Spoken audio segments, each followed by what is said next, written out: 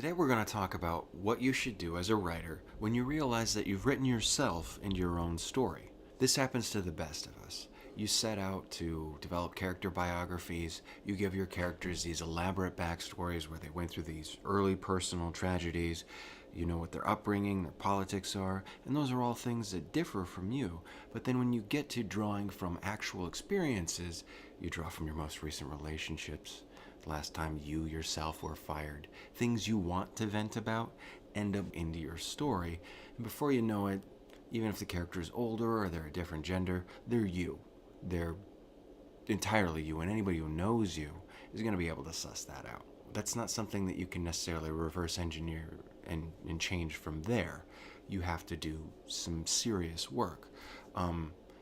If you're like me, and you've made the mistake of trying to keep going, just making the character more and more like yourself, then you may be dealing with the other problem. And it's probably actually why you clicked on this video, because it's kind of obscure. You probably had to do some searching, and if you're experiencing what I'm experiencing, I'm so sorry. You've written yourself into your own story. You've renamed the protagonist your name, and you're finding that the things that you're writing in your story are coming true in your actual real life. And that the tone of your story, because you write supernatural horror, has bled through into your own actual life.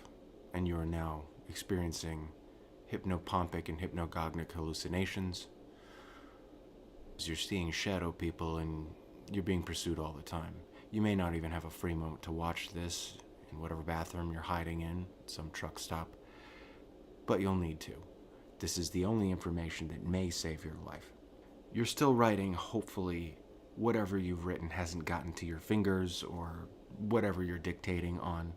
You still have the means to produce language, because you're going to need that to survive. If you don't have that, it's going to get you.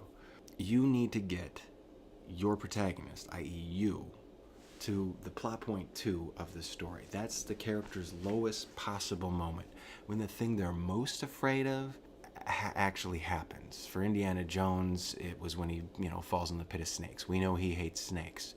So if you're afraid of snakes, you're gonna have to find some snakes, and you're gonna have to go swimming.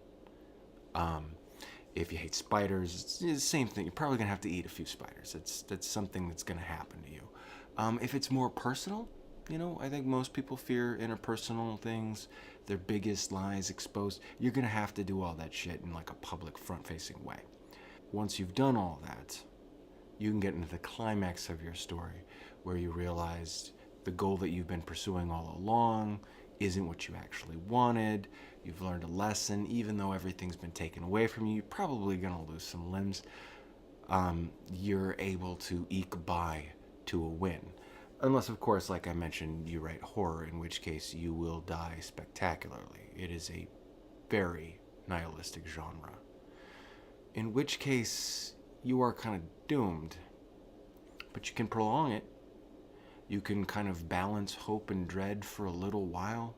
Make it seem like you're kind of your lowest moment, and then keep kind of going.